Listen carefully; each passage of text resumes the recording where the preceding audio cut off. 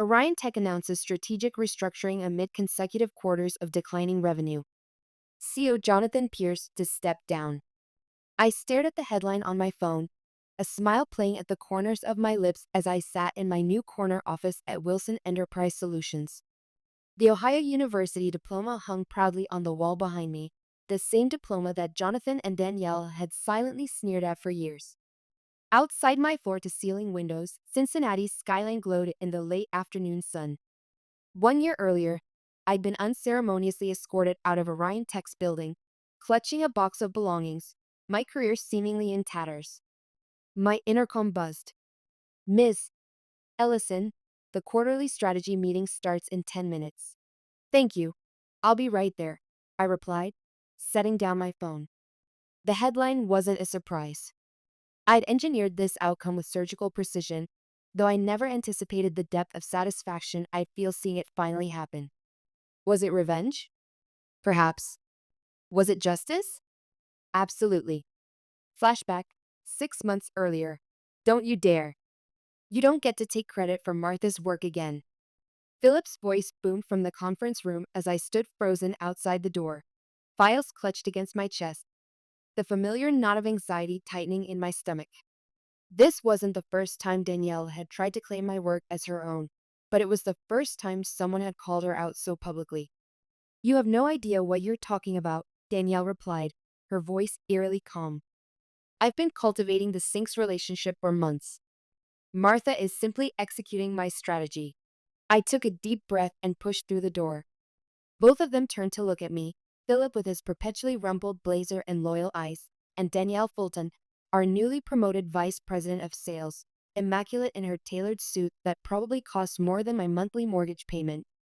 Martha, perfect timing, Philip said, relief washing over his face. Tell Danielle who actually created the pitch deck for Sinks. My name is Martha Ellison. I'm 32 years old and have spent the last 6 years climbing the ladder at Orion Tech Solutions in Cincinnati, Ohio. We develop logistics software for transportation companies, nothing flashy, but essential infrastructure that keeps goods moving across the country. I started as a junior sales associate and worked my way up to business development manager through pure grit and results. My parents had remortgaged their modest home to put me through Ohio University, not Harvard or Stanford like many of our executives, a fact that Danielle never let me forget.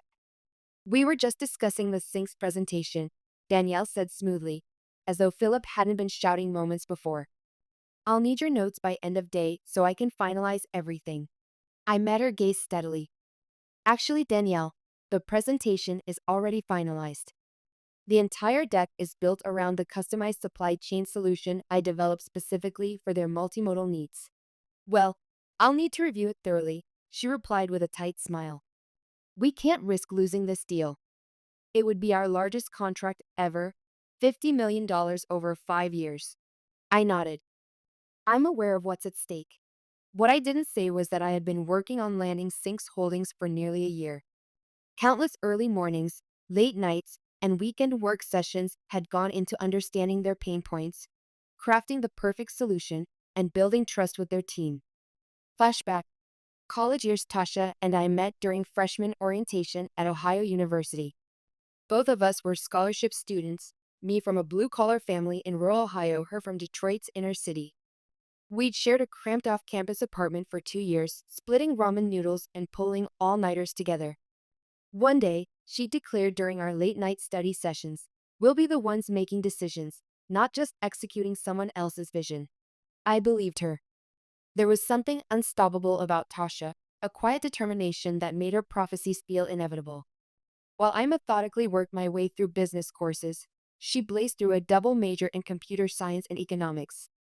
We'd lost touch for a few years after graduation, reconnecting when I spotted her name in a business journal as the newly appointed CEO of Sinks Holdings. I sent a congratulatory email, not expecting anything beyond a polite thank you. Instead, she suggested brunch the next time she was in Cincinnati. Martha Ellison, she'd said, embracing me warmly at our reunion. Still putting everyone else to shame with your work ethic, I see. I hadn't leveraged our friendship to get the Sinks deal. That would have been unprofessional, but it certainly helped get my foot in the door. What mattered more was that Tasha knew my capabilities firsthand. She'd seen me solve complex problems under pressure, had witnessed my integrity during our college years. At the executive boardroom always made me uncomfortable. Everything was too polished. The gleaming mahogany table, the floor to ceiling windows overlooking downtown Cincinnati, the subtle smell of lemon polish and power. I smoothed down my department store blazer and took a seat at the far end of the table, painfully aware of being the only person in the room without an Ivy League pedigree. Our CEO, Jonathan Pierce, sat at the head of the table, his expression unreadable behind steel-rimmed glasses. Jonathan had inherited the company from his father, who had started it in the 1980s. The elder Pierce had been a self-made success story. The younger one had been groomed at Phillips Exeter Academy and later Yale. He'd never known struggle, never faced rejection based on where he came from rather than what he could do. Danielle sat to his right, a portfolio open in front of her. She was a new addition to the executive team, hired from a competitor 6 months ago. Her Harvard MBA and country club connections had fast-tracked her to vice president, despite my having closed more deals in the past year than she had in her entire career. 3 other executives filled out the room, all men, all wearing nearly identical navy suits. Martha, thank you for joining us, Jonathan began. Danielle tells me you've made significant progress with Sinks Holdings. I nodded, pulling out my own notes.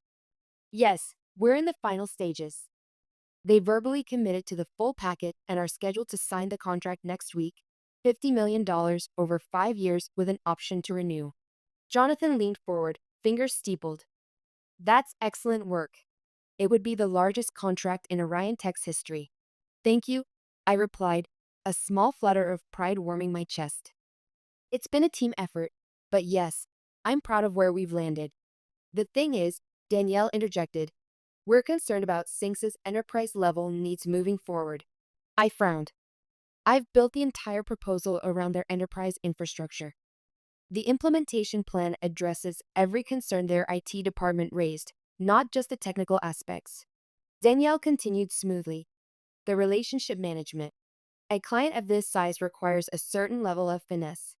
My stomach dropped. I'd seen this before. Danielle positioning to take over accounts after I'd done all the heavy lifting, but never with a client this significant. I've been managing the relationship for nearly a year, I said carefully. Tasha, Ms. Brennan, has specifically requested that I oversee the implementation. Danielle's smile didn't reach her eyes. Of course, you've done excellent foundational work, Martha. No one's disputing that. But they were. I could see it in the way the executives exchanged glances, in the way Jonathan avoided my eyes. We need to ensure this flagship account receives our most experienced talent, Danielle continued. I'll be taking point on the final negotiations and signing. 6 years of loyalty, countless weekends sacrificed, the biggest deal in company history nearly closed, and they were pushing me aside at the finish line. Is there a concern with my performance? I asked directly. Jonathan finally looked at me. Not at all. You've exceeded expectations, but as we grow, we need to consider the image we project to high-value clients. Danielle has experience with Fortune 500 accounts that you simply don't have. What he didn't say, but what hung in the air between us, was that Danielle had a Harvard MBA and connections in all the right places. I had a state school diploma and results. Somehow, results weren't enough anymore. The dismissal. The next week passed in a blur of forced smiles and late nights. I handed over all my Sinks files to Danielle, briefed her on every conversation I'd had with their team, and even drafted talking points for the final meeting. I did everything asked of me with professional courtesy, even as resentment burned in my chest. At night, I'd lie awake replaying Jonathan's words. The image we project to high-value clients. My father had worked 40 years in a factory to put food on our table and send me to college. He'd taught me that results matter more than appearance, that integrity outweighs connections. I wondered what he would say if he could see me now, being pushed aside because my diploma didn't come from the right institution. On Friday afternoon, with the contract signing scheduled for Monday morning, I received another calendar invitation from Jonathan, another executive meeting, this time with HR copied. My heart sank. I knew what was coming, but it still felt like a bucket of ice water when I walked into the room and saw the manila folders sitting in front of my chair. Martha, thank you for your contributions to Orion Tech, Jonathan began, his corporate mask firmly in place. As you know, we're constantly evaluating our organizational structure to ensure we're positioned for the next phase of growth. I remained silent, waiting for him to get to the point. Beside him, Danielle had the decency to look slightly uncomfortable. We've decided to restructure the business development department, effective immediately, he continued. Unfortunately, your position has been eliminated. The words hung in the air between us. 6 years of my life discarded in a single euphemism. I see, I said, my voice surprisingly steady. May I ask why now? Days before closing the largest contract in company history? This isn't about the Sinks deal, Jonathan replied, though we all knew it was. This is about our long-term strategic direction. We need to elevate our team's credentials as we pursue more enterprise clients. You mean you need people with fancier diplomas? I said flatly. His expression tightened. We need people with elite educational backgrounds and enterprise experience moving forward. His eyes flickered briefly to the Ohio University degree that had been packed in the box now sitting at my feet. Danielle leaned forward. We're prepared to offer a generous severance package, 3 months' salary and benefits, plus a letter of recommendation. How thoughtful, I replied, the bitterness finally seeping into my voice.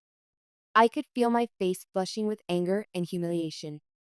6 years of sacrifice distilled into a paltry goodbye package. The head of HR, a woman I barely interacted with during my time at Orion Tech, slid the manila folder toward me. All the details are in here. We'll need your badge and laptop before you leave today. I looked at each of their faces, searching for a shred of genuine regret or appreciation for what I'd built. There was none. Just discomfort at an unpleasant task and eagerness to move on. Thank you for the opportunity, I finally said, standing up and gathering my things with as much dignity as I could muster. No dramatic speech, no tears, no begging.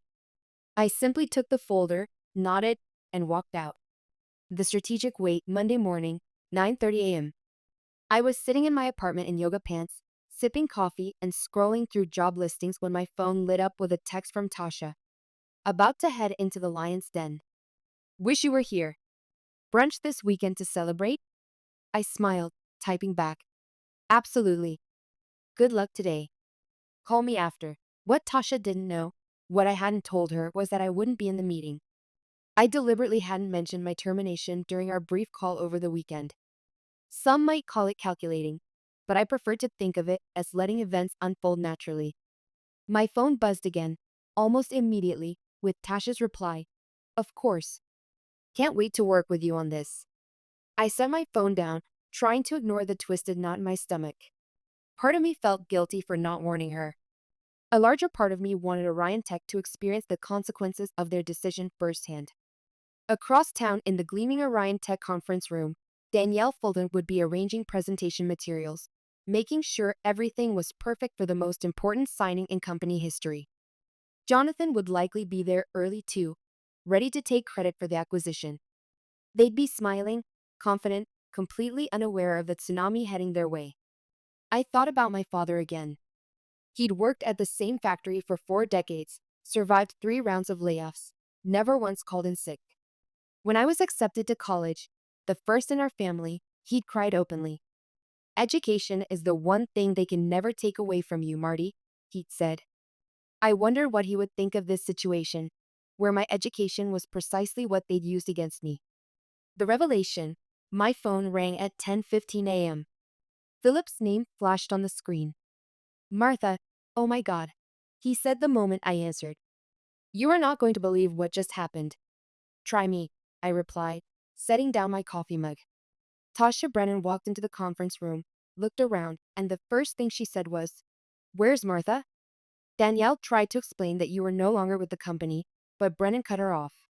She said, and I quote, If Martha's not involved, we need to revisit this contract immediately. I closed my eyes, picturing the scene. What did Jonathan do? He started doing damage control, talking about team approaches and how they value your contribution but are moving in a strategic direction, complete bull. Brennan wasn't having it. She said she'd been clear from the beginning that you were the reason Sinks was considering Orion Tech, and without you, the deal needs to be reevaluated. A small, vindictive part of me savored the image of Danielle's face as her victory crumbled. Then what happened? I asked. They're in Jonathan's office now. It's chaos here, Martha. Absolute chaos. Danielle is practically having a meltdown. She's been calling legal to see if there's any way to force Sinks to honor the verbal agreement. There isn't, I said simply. I'd made sure the formal agreement wasn't signed before my departure. How did you know this would happen? Philip asked. I hesitated, then decided he deserved the truth. Tasha was my college roommate. We've been friends for over a decade. There was a long silence. Orion Tech had no idea. He finally said, something like awe in his voice. They never asked. They saw your state school diploma and assumed you couldn't possibly have valuable connections. So what happens now? It was the question I'd been wrestling with all weekend. Part of me wanted to watch Orion Tech implode without the Sinks deal. Another part, the professional who'd given 6 years to this company, couldn't completely abandon ship. That depends on what they do next, I replied honestly. The negotiation. I didn't have to wait long to find out. Within an hour, my phone was blowing up. 3 missed calls from Danielle, 2 from Jonathan, a text message from an unknown number that turned out to be the head of HR, all with increasing levels of panic and forced politeness. I let them stew for another hour before finally answering Jonathan's 4th call. Martha, he said, relief evident in his voice. We need to talk. I'm listening, I replied, keeping my tone neutral. There seems to have been a misunderstanding with Sinks. Ms. Brennan is under the impression that you're essential to the deal. That's not a misunderstanding, Jonathan. That's a fact. There was a long pause on the other end of the line. I could almost see Jonathan removing his glasses, pinching the bridge of his nose the way he did when negotiations weren't going his way. Jonathan had inherited the company, but he'd never truly earned it, never developed the instincts that come from building something from nothing. Perhaps we acted hastily on Friday, he finally said. We'd like to discuss bringing you back to oversee the Sinks implementation. I laughed, unable to help myself. You fired me 3 days ago because I don't have an Ivy League degree. Now you want me back because you're about to lose $50 million? That's not. He began, but I cut him off. It is exactly what happened, Jonathan. Let's not pretend otherwise. Another long pause. What would it take, Martha, to come back and salvage this deal? I'd spent the weekend considering this very question. At first, fueled by hurt and anger, I'd imagined demanding an outrageous salary, Danielle's job, public apologies. But as the initial sting faded, clarity emerged. I didn't want to return to a company that had discarded me so easily. No amount of money or title could repair that broken trust. Nothing, I replied simply. I'm not interested in coming back. Everyone has a price, Jonathan insisted. Name yours. Vice President title, equity, both. This isn't about money or titles. This is about respect. You showed me exactly how much you value my contributions on Friday afternoon. I admit we handled the transition poorly. Transition? I interrupted, my voice rising despite my efforts to remain calm. You fired me days before closing the biggest deal in company history because my diploma didn't have enough ivy on it. That's not a transition, Jonathan. That's elitism, plain and simple. The line went quiet again. When Jonathan spoke, his voice had lost its executive polish. Tasha Brennan is threatening to walk. We're talking about $50 million, Martha. The board is having an emergency meeting this afternoon. That sounds like a problem for you and Danielle to solve with your elite degrees. Please, he said, and I was startled to hear actual desperation. Just come to a meeting. Name your terms, whatever you want.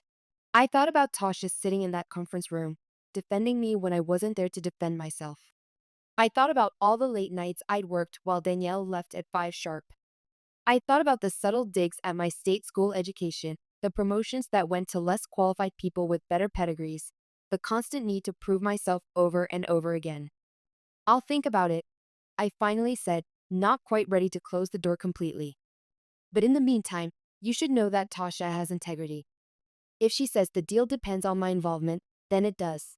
I hung up before he could respond, my heart pounding. The phone rang again immediately, but I let it go to voicemail. Then a text appeared from Tasha. These people are unbelievable. They fired you after everything you did to land this account? I'm furious. Call me ASAP. The new beginning, I smiled despite myself and called her back. Martha, she exclaimed upon answering. What the hell happened? Why didn't you tell me they let you go? I wanted to see what they'd say, I admitted. Whether they'd own up to it or try to hide it. Well, they tried to spin some garbage about restructuring and strategic vision, but I wasn't buying it. The arrogance of these people, as if I wouldn't notice you were gone. Thank you for standing up for me, I said quietly. You didn't have to do that. Of course I did. You're the only reason we considered Orion Tech in the first place. Their solution isn't even the best on the market, but you convinced me you could make it work for our needs. I hesitated before asking the question that had been hovering in my mind. So what happens now with the contract? Tasha's voice took on the sharp, decisive tone I recognized from our college days when she decided something important. That depends on you. If you want me to walk away from Orion Tech completely, I will. But I have another idea if you're interested. I'm listening. You remember Gregory Wilson? He was a year ahead of us, economics major. Vaguely, I replied, trying to place the name. He founded Wilson Enterprise Solutions 5 years ago, direct competitor to Orion Tech, but with a more innovative approach. They've been trying to get a meeting with me for months. I sat up straighter, immediately seeing where she was going with this. Greg's looking for a new business development director, Tasha continued. Someone who understands logistics software and has connections in the industry. Sound like anyone you know?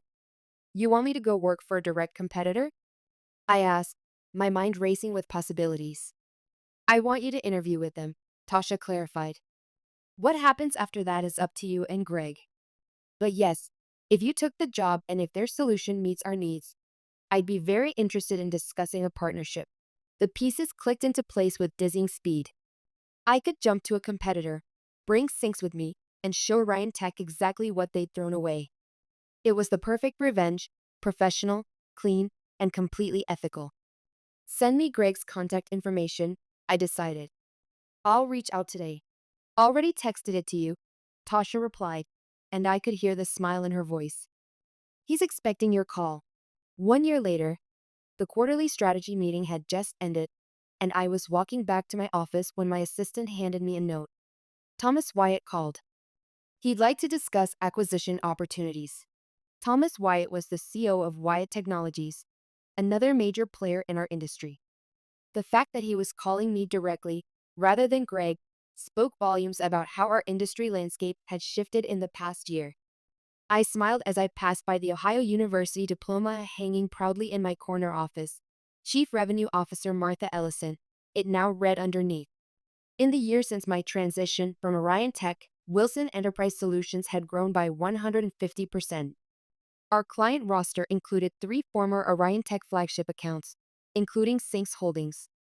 My team, now 15 strong and growing, was a diverse mix of backgrounds, educations, and experiences, united by their drive and client focus. Philip had joined us 2 weeks after I started, the first of several talented Orion Tech employees who made the switch in the coming months. And now, Jonathan Pierce was stepping down as CEO. The company was seeking a buyer. I felt no joy at their downfall, only a sense of professional vindication. They had valued pedigree over performance, connections over competence, appearances over results. The market had simply corrected their mistake. I picked up my phone to return Thomas Wyatt's call, remembering something my father had told me when I got my first promotion at Orion Tech. Success isn't about where you start. It's about where you finish and who you become along the way. Looking at the growing team outside my office, people I'd hired based on their abilities, not their alma maters, I knew I'd become exactly who I needed to be.